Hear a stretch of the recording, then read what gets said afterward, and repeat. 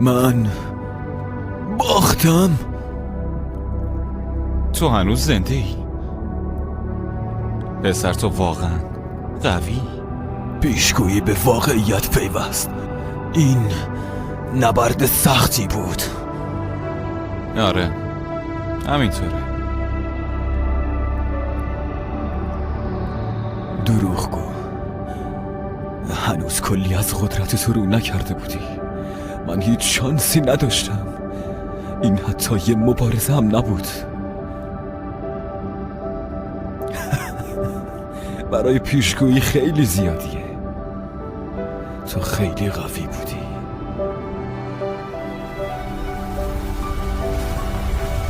سایتاما